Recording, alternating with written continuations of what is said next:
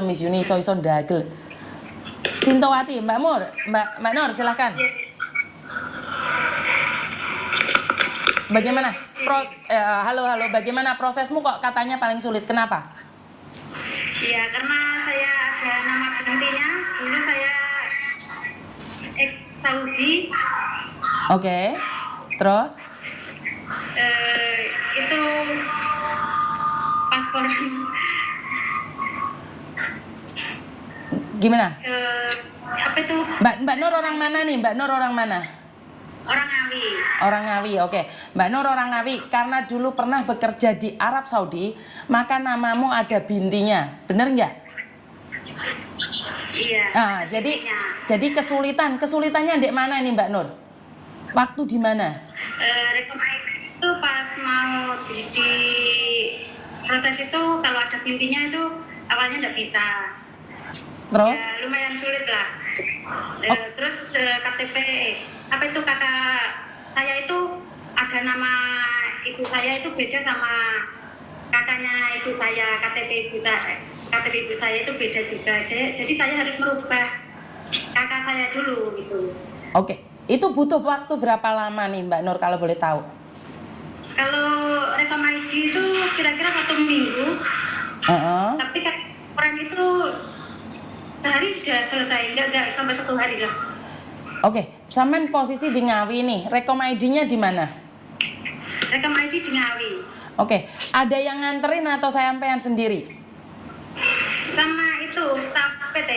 Oh, ada staf PT yang mendampingi. Oke. Iya. Jadi sampean merasa kesulitan itu takut atau sampean bingung atau sampean nggak apa-apa terus mencoba atau bagaimana? Iya, nggak apa-apa. Kenapa sampean mau sampai segitunya? Kenapa? Nah, karena saya pikir itu karena proses di PT Parkolat itu tanpa potongan. Oke. Itu sesuatu yang gampang lah kalau cuma ganti dokumen, cuma kakak aja itu sehari jadi itu. Oke. Ini buat teman-teman nih yang ini salah satu contoh Mbak Nur ya, karena ada bintinya jadi agak kesulitan. Sekarang prosesnya sampai mana nih Mbak Nur? Kalau boleh tahu. Kemarin itu saya sudah dapat majikan karena jaga nenek, karena neneknya meninggal lalu dikansel, terus sekarang saya cari majikan lagi. Sekarang sudah dapat majikan, nunggu kita.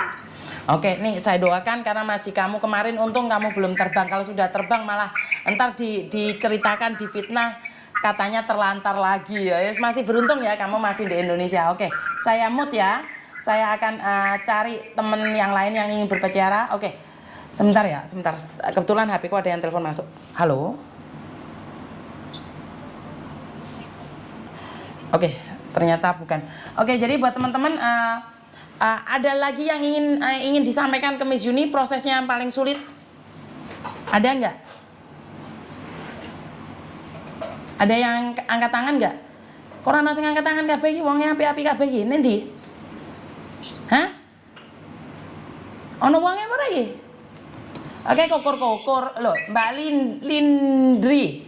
Mbak Lindri ya, saya tak buka mut-mutamu Mbak Lindri. Kuwi nendi Mbak Lindri? Sing ndi to Mbak Lindri? Mbak Lindri.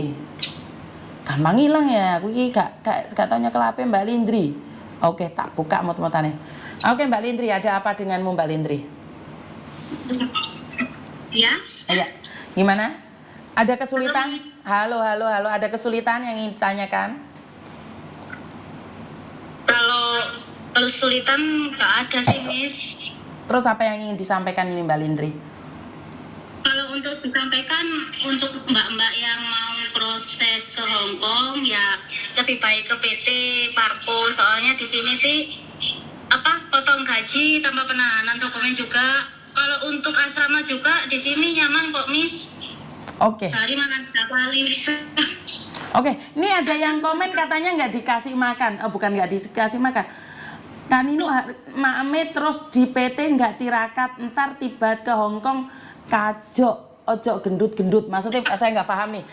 Ini pertanyaan saya nih, DPT dikai mangan apa ora apa bayar? Dikasih Miss, sehari 3 kali, pagi, siang, sama sore.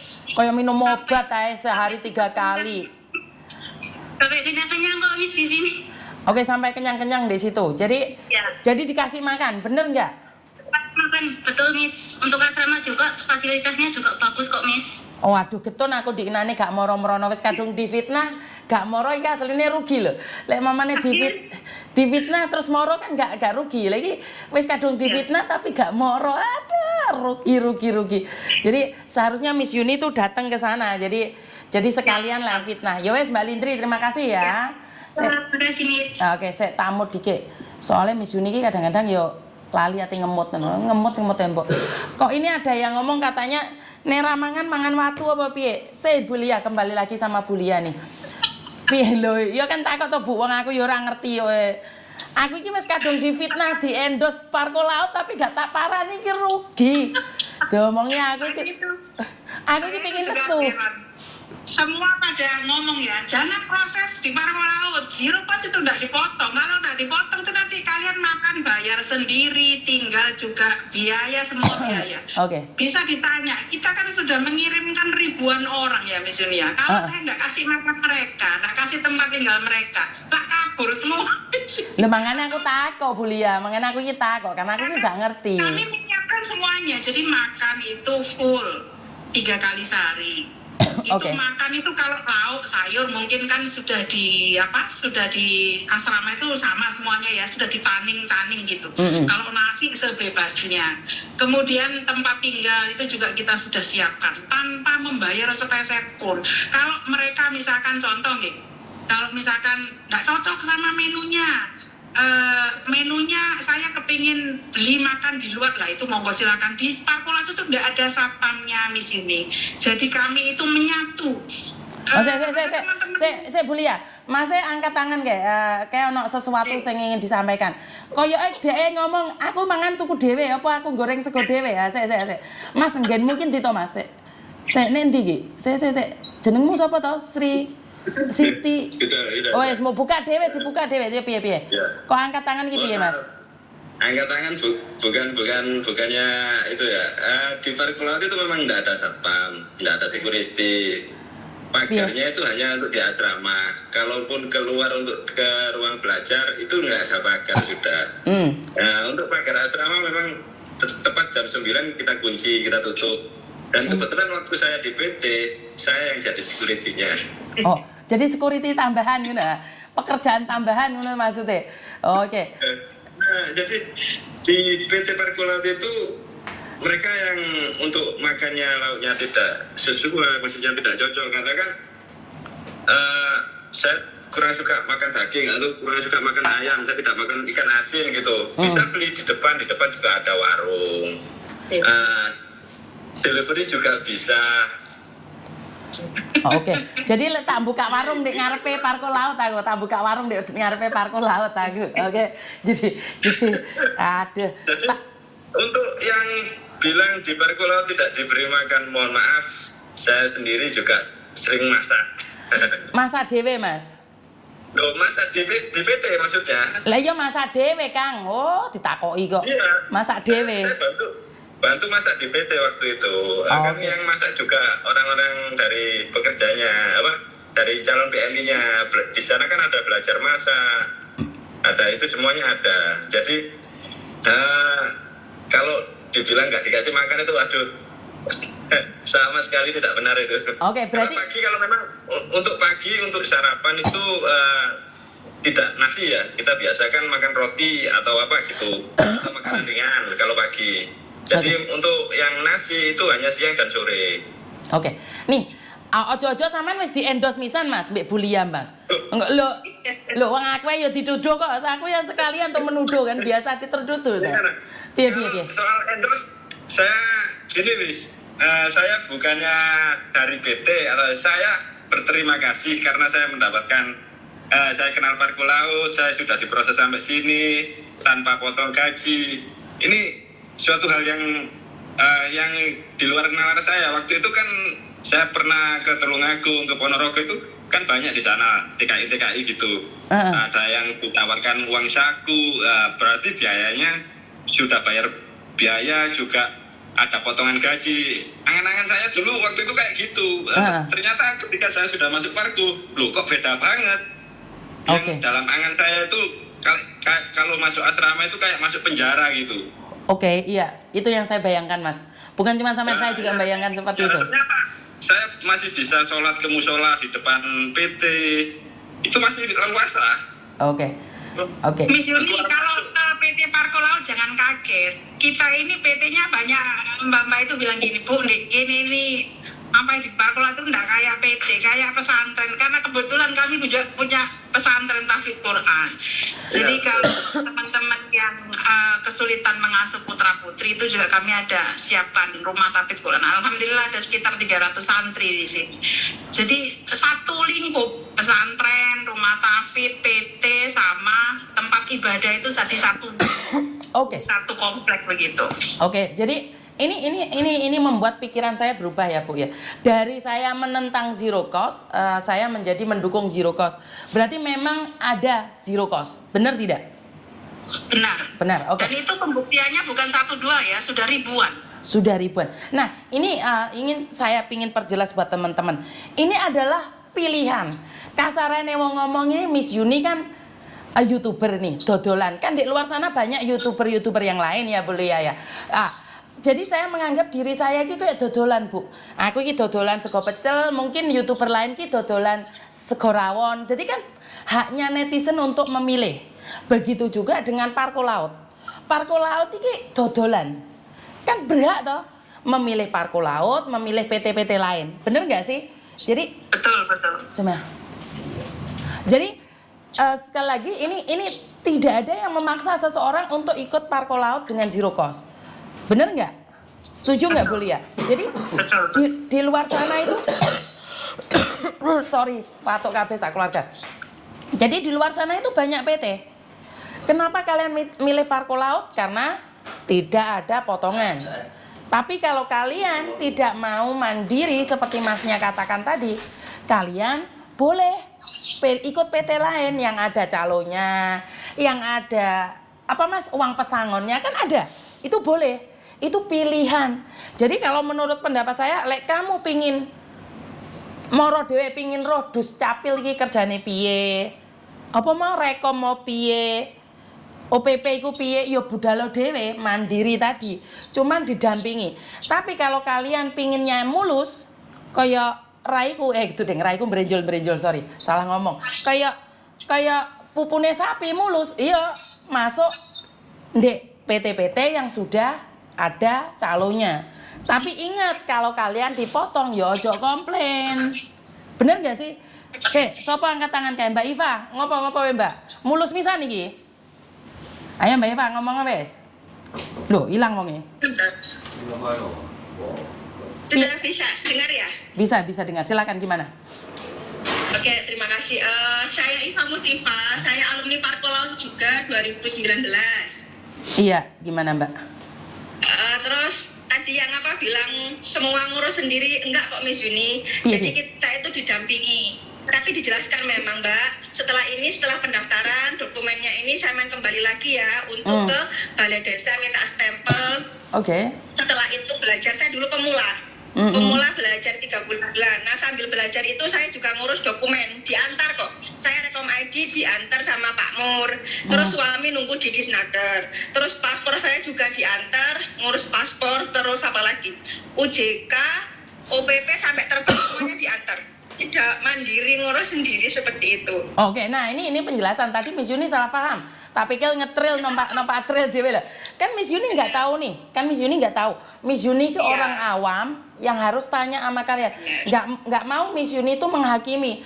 Kalau Miss Yuni benar-benar benci Parko Laut, nggak mungkin Miss Yuni ngobrol hari ini. Walaupun Miss Yuni menentang loh. Karena Miss Yuni itu dengernya itu nggak jelas. Nah ini kan saya dengernya nih ngurus sendiri. Tak pikir nggawa trail dewe, nggawa mobil dewe, nggawa sepeda dewe, ngontel dewe, berangkat dewe loh, jenenge mandiri kok. Oh ya ngerti no, pikirannya wong kan gak podo. Nah Mbak Iva menjelaskan didampingi, bener nggak? Bener nggak? Bener. Berarti, nah ini teman-teman ya, yo saya nggak tahu lah gosip-gosip di luar sana seperti apa dan bagaimana ya. Wong diomongi kene orang roh, saya itu belum tahu PT-nya Parko Laut, jadi aku wis diendos moro ndek PT. Cari apa? Cari cuan ke PT-PT jadi apa gak jangkrik wong ini ra ono PT Parko Laut iki orang roh aku iki. Orang tahu moro. Wes kita tanyano semuanya itu. Saya ketemu Bu Lia itu sekali kemarin gara-gara sama Meme barusan keluar aja di Surabaya. Itu sama anak saya setelah sunatan. Jadi sekali lagi saya itu memahami. Saya itu memang apa adanya. Ngomong nggak suka ya saya nggak ngomong nggak suka. Oh saya ngomong Bu Lia saya nggak suka Bu Lia. Bu Lia akhirnya menjelaskan dengan sabarnya. Walaupun Bu Lia ngomong Miss Yuni saya itu nggak suka bertengkar menjelaskan. Loh Bu kalau tidak dijelaskan siapa yang tahu bener nggak? Jadi semua harus dijelaskan. Bu Lia ini modelnya gak gelem muncul di dunia persilatan. Sewenangane ditonjoki wong karo pedang naga puspa. Emangane kudu muncul Bu Lia. Wes kadung diajar. Ini Juni, mohon maaf ya. Mungkin tipe saya kan tipe di belakang layar. Saya ini pemalu kalau disuruh ngomong misalnya. Jadi saya berpedoman Rasulullah itu menjelaskan bahwa ketika ada perdebatan, di mana perdebatan itu tidak akan, karena kita tidak memperdebatkan sesuatu yang tidak ada pembuktian. Sekarang sudah ada pembuktian. Kalau mau berdebat tidak akan selesai. Dan saya lebih menghindar untuk perdebatan sesuatu yang tidak ada bukti. Kalau sudah terbukti, buat apa kita perdebatkan? Kita tinggal melihat. Nah itu salahnya Bu Lia, sama dengan saya. Saya Bu Lia dengan saya itu punya prinsip yang sama. Saya adalah anti sosial media. Seperti yang saya jelaskan, saya baru membuka diri di sosial media itu tahun 2022, bulan Februari tanggal 7. Berarti saya itu juga lebih parah dari Bu Lia. Saya itu menolong orang karena saya punya prinsip saat tangan kananmu memberi jangan sampai tangan kirimu mengetahui. Itu prinsip saya. Saat saya menolong orang lain saya tidak ingin tangan kiri saya. Tapi ini media sosial sudah beda Bu Lia. Kita harus terima kenyataan. Kalau kita membantu orang dan kita sembunyi-sembunyi, yo gak ono sing roh. Tetap kita akan dihujat. Karena saya punya prinsip waktu kemarin ditanyain sama Kik Andy, kenapa saya melakukan ini? Karena saya belajar dari seorang guru psikologis, yaitu Dr. Faiz, ngaji filsafat, di mana Dr. Faiz itu ditanyakan, bagaimana melarang anak-anak agar tidak ikut TikTok yang joget-joget yang nggak jelas itu. Dr. Faiz mengatakan apa? Kita tidak bisa menghentikan yang jelek. Bagaimana? Kita harus mengimbangi yang bagus. Jadi kalau yang bagus tidak ingin tampil, ya yang jelek yang tampil. Yang jelek yang akan tampil itu tidak bisa. Kita tidak bisa melarang orang lain untuk melihat media sosial. Karena itu saya memilih untuk tampil hari ini. Walaupun saya dibilang cari cuan, dodol ae, bala dodolnya sembarang-barang orang ngurus. Orang ngurus saya sekarang. Karepmu mulolono model apa ora ngurus. Ini sepertinya saya harus berguru pada jenengan ini untuk apa tidak malu untuk tampil di Miss Yuni. Sekarang Bu Lia, kalau cuman masalah pekerjaan yang dihujat saya nggak apa-apa Mbak Bu Lia. Anak-anak saya juga dihujat loh. Katanya Meme itu bukan anak saya lah, Raine Thomas itu bukan kayak Raiku lah. Saya tuh marah, tapi anak-anak saya mengatakan, Mami ya, kita nggak perlu pengakuan. Udahlah, saiki mbok ono anak arek takok Thomas itu anak kekandung apa ora? Gak ada jawab ngomongku piye? Nemok ndek kali. Meme itu anakku bukan. Kuwi nemok ndek ndek greng-grengan. Dan Meme udah nyantai. Mungkin mereka belum ketemu jenengan. Saya kemarin ketemu jenengan langsung gitu saya kaget loh. Miss Yuni ternyata imut, cantik. Kan apa ya? Beda ya, lebih mudah yang sesungguhnya daripada memang beda ya wajah di kamera. Promosi. Setelah kenal ya Allah masih muda banget. Miss Yuni ini imut.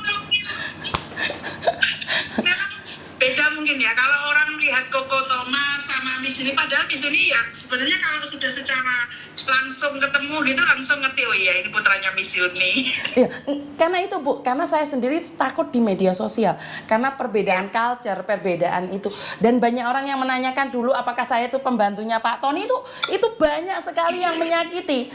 Tapi karena saya tampil di media sosial saya sudah kebal, jadi saya udah nggak apa-apa lah.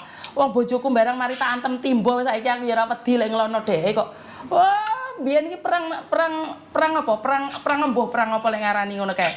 kayak perang Mbak Naga Puspa. Jadi saya minta nih Bu Lia untuk lebih tampil lagi, expose lagi. Ya tidak suka tetap tidak suka Bu Lia. Orang yang tidak suka tidak perlu dijelaskan. Tapi orang yang tidak tahu itu perlu tahu. Ini yang ingin saya katakan. Nah, Bu Lia ini satu ada pertanyaan. Nih saya ada anak nih. Proses ke Bu Lia, mau proses ke Bu Lia juga udah majikan sendiri. Tapi masalahnya namanya beda ini Bu. Ini piye iso bantu apa ora ini? Nah, ini kayaknya kalau nama berbeda, kan memang kenapa Parko Laut itu menerapkan sistem pekerjaan CPMI-nya itu harus menjadi subjek, bukan objek. Karena mereka biar tidak terjadi seperti ini, kok bisa namanya beda. Kalau Exongo kan tidak bisa misalnya, pasti harus sama seperti paspor dan KTP Hongkong kan. Kalau berbeda dia bisa jokam kan. Kalau tidak mau akhirnya kan kita harus menyamakan dengan data dia awal gitu. Nah, ini menjadi PR dari pemerintah. Dalam hal ini kami sudah menyampaikan saran kritik yang membangun kepada pemerintah, kepada BP2MI maupun ke Naker. Sampai detik ini sebenarnya di sistem yang lama, Cisco TKLN yang lama itu sudah ada solusinya, ada helpdesk-nya.